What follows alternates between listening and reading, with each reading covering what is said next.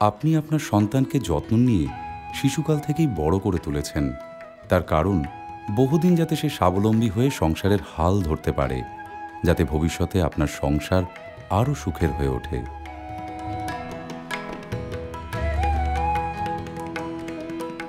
আপনার নিজের গ্রামও আপনার সন্তানের মতোই।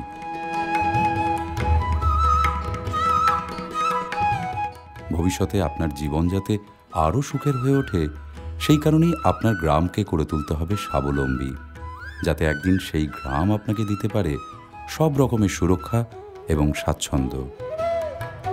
কিভাবে? গ্রামের রাস্তাঘাট যদি উন্নত হয়, তাহলে চলাফেরার সুবিধা হবে আপনারই।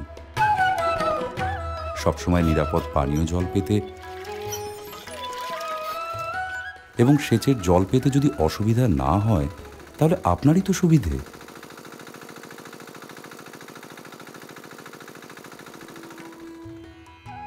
গ্রামে বিদ্যুৎ সরবরাহ যদি ঠিক থাকে, তাহলে আপনারই চাষের সুবিধে। সুবিধে আপনার বাড়িতে চলাফেরার। অতএব বুঝতেই পারছেন, আপনার গ্রামের উন্নতি মানে আপনার নির্ঝঞ্ঝাট জীবন, আরামের জীবন, নিশ্চিন্ত জীবন। কিন্তু এসব হবে কিভাবে? গ্রাম পঞ্চায়েতের হাতে আপনার জীবন এমন শান্তির করে তুলতে তো অর্থের প্রয়োজন।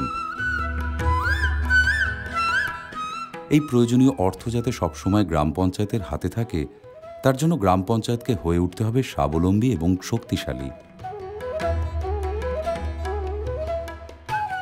এইখানে প্রয়োজন গ্রাম পঞ্চায়েতের নিজস্ব পুঁজি। কেন দরকার নিজস্ব আয়ের পুঁজি একটি গ্রাম পঞ্চায়েতের? আসুন সেটা আমরা জেনে নিই। সম্পদ সংগ্রহের মাধ্যমে নিজস্ব তহবিল গড়লে গ্রাম পঞ্চায়েতকে উন্নয়নমূলক কর্মসূচি রূপায়ণের সময় শুধুমাত্র সরকারি অনুদানের উপর নির্ভর করতে হয় না। নিজস্ব আর্থিক পুঁজি থেকে উন্নয়নের কাজ করার স্বাধীনতা যেহেতু অনেকটা বেশি, তাই গোষ্ঠী উন্নয়নের লক্ষ্যে কাজগুলি হয় এলাকার প্রয়োজনের সঙ্গে তাল মিলিয়ে, দ্রুত গতিতে এবং কম সময়ের মধ্যে। অন্যান্য তহবিলে নির্দিষ্ট করে কী ধরনের কাজ করা যাবে এটা বলা থাকে, যার বাইরে আরও অন্য সব কাজ করার স্বাধীনতা অনেক সময় পঞ্চায়েতে থাকে না। কিন্তু নিজস্ব তহবিল শক্তিশালী করতে পারলে নানা জনস্বার্থমূলক কর্মসূচি গ্রহণ করা যায়, যা অন্যান্য তহবিলের সীমাবদ্ধতাকে কাটিয়ে উঠতে পারে। সেই জন্যই চাই গ্রাম পঞ্চায়েতের নিজস্ব তহবিল। গ্রামের ভেতরে এই তহবিলের সাহায্যে ভাঙাচোরা ব্রিজ বদলে যেতে পারে পাকা ব্রিজে, মাটির রাস্তা হয়ে উঠতে পারে পাকা, বাজার এলাকায় গড়ে উঠতে পারে কমিউনিটি টয়লেট বা সকলের জন্য শৌচাগার, গড়ে উঠতে পারে পাকাপোক্ত জলাধার, যেখান থেকে পরিশ্রুত জল পেতে পারেন গ্রামবাসীরা।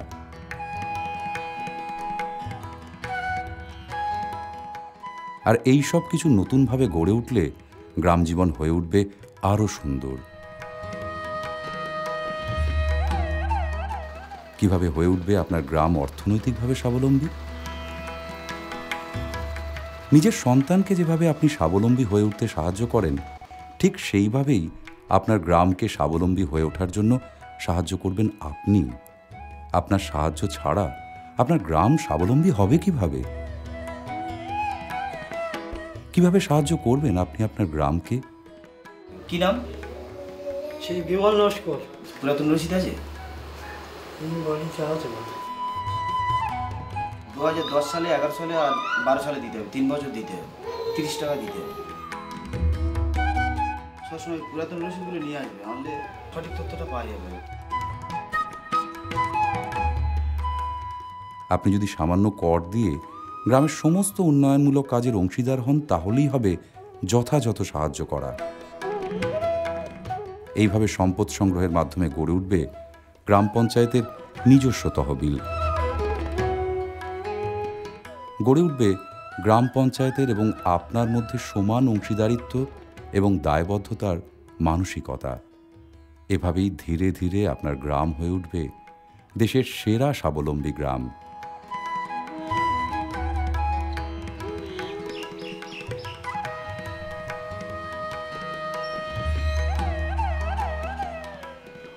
আসুন এবার শুনে নেওয়া যাক এক গ্রাম পঞ্চায়েত প্রধানের কাছ থেকে গ্রাম পঞ্চায়েত তহবিল বাড়ানোর প্রয়োজনীয়তা সম্পর্কে। পঞ্চায়েতকে সুষ্ঠুভাবে চালাতে গেলে তার নিজস্ব আয় থাকা দরকার। শুধু সরকারি অনুদানের উপর নির্ভর করে পঞ্চায়েত চলে না, পাবলিকের এই জন্য খুবই সহযোগিতা থাকা দরকার। এবার দেখে নেওয়া যাক কিভাবে বাড়তে পারে গ্রাম পঞ্চায়েতের নিজস্ব আয়। গৃহ ও বাস্তু জমির ওপর কর। আপনি আপনার গ্রাম পঞ্চায়েত এলাকায় বাস্তু জমির এবং বাড়ির সঠিক কর নির্ধারণের জন্য ৫-এর ক ফর্ম অথবা স্বঘোষণাপত্র পূরণ করেছেন তো? আপনার গ্রাম পঞ্চায়েত এই ৫-এর ক ফর্ম এলাকার প্রতি বাড়িতে পৌঁছে দিয়ে থাকেন। নিজের বাড়ির ও বাস্তু জমির বর্তমান আর্থিক মূল্য কত হতে পারে তা নিজেই নির্ধারণ করুন এবং সময়সীমার মধ্যে পঞ্চায়েতে ফেরত দিন। পঞ্চায়েতকে এই স্বঘোষিত মূল্যের ওপর কত কর ধার্য হবে তা নির্ধারণ করার জন্য সুযোগ দিন।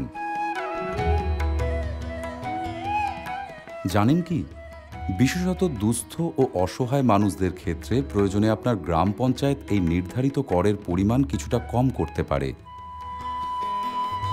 গ্রাম পঞ্চায়েতের নিজস্ব আয় এবং আর্থিক তহবিল শক্তিশালী করতে এবং সেই সঙ্গে এলাকার সার্বিক উন্নয়ন ও সমৃদ্ধির লক্ষ্যে এই ৫-এর ক ফর্ম পূরণ করে নির্দিষ্ট সময়ের মধ্যে নির্ধারিত কর অবশ্যই জমা দিন। বাড়ি তৈরির অনুমতি দেওয়ার জন্য ফি,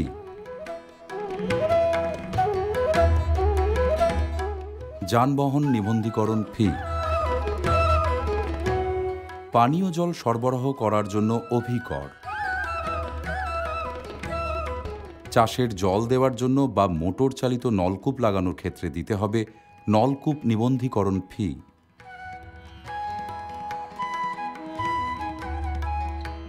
এলাকার মধ্যে টেলিফোন টাওয়ার বসালে তার উপর নির্ধারিত ফি।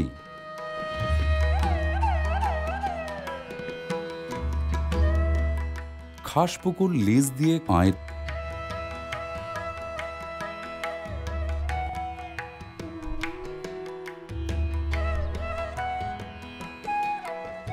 গ্রাম পঞ্চায়েত অঞ্চলের বিভিন্ন প্রাকৃতিক সম্পদ চিহ্নিত করে সেই সব সম্পদগুলোকে নিজস্ব আয় সৃষ্টির জন্য ব্যবহার করতে পারে।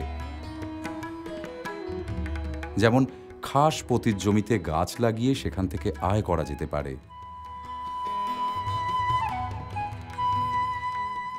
যে কোনো পঞ্চায়েত চালাতে গেলে এইটা দরকার, নাহলে পঞ্চায়েত কোনোদিন উন্নতি হবে না।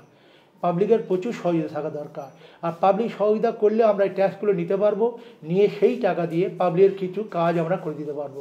এখানে বিভিন্ন ধরনের কাজ করতে হয় আমাদের, যেমন টিউবওয়েল, এই গরমের সময় প্রচুর টিউবওয়েল সারার দরকার হয়, সেগুলো আমরা এই টাকা দিয়ে টিউবওয়েল সারিয়ে দিই। এবং রাস্তাঘাটগুলো অনেক সময় রাত যেতে পারে না, ড্রেনেজের ব্যাপারগুলো সেগুলো করে দিই, রাস্তার চলার সুবিধাগুলো করে দিই। এইগুলো আরও অনেক কাজ আছে টুকটাক, আমরা এগুলো করতে হয় আমাদের এই ট্যাক্সের টাকা দিয়ে। পাবলিক যদি সহায়তা করে তাদের জন্য আমরাও কিছু করে দিতে পারব। এভাবেই আপনি এবং সকলের সহায়তায় আপনি নিজে যেমন স্বাবলম্বী হবেন, তেমনি আপনার গ্রাম পঞ্চায়েতও স্বাবলম্বিত হবেই, তেমনি শক্তিশালীও হয়ে উঠবে। এটাই সকলের আশা।